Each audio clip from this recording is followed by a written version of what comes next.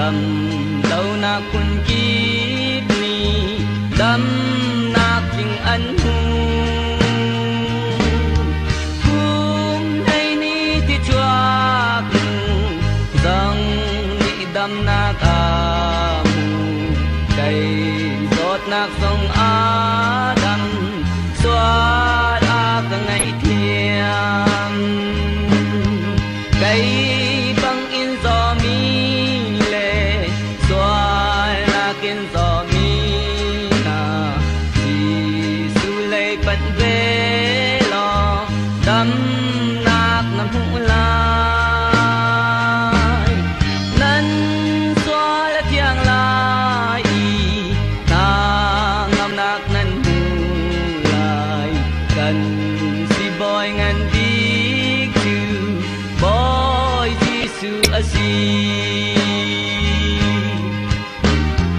Adam min hani tun ti boy tu an her lo Adam lo min hani si boy tha kan her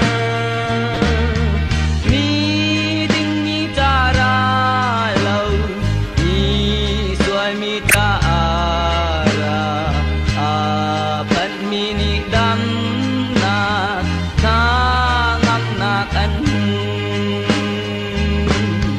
cây băng in gió mi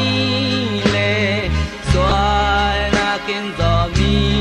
na di su lệ bận về lo đắm nát nằm hũ lại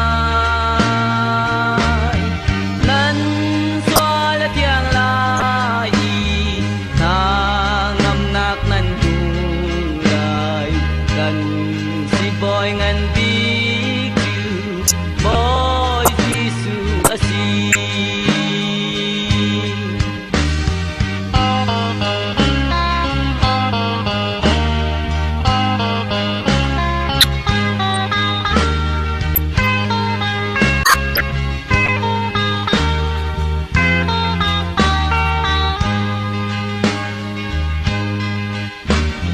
mi som pinani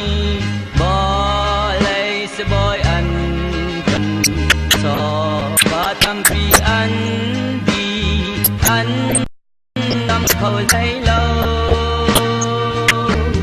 cây băng si bạc về thầy so vang ngày lâu mi na boy Jisu Christ lo đắm nát nằm hũ lại cây băng in gió mi lệ xóa na kiên gió mi na di su Christ bận về lo đắm nát nằm hũ lại năn xóa thiêng lại ngâm nát năn hũ lại cần đi boy ngan đi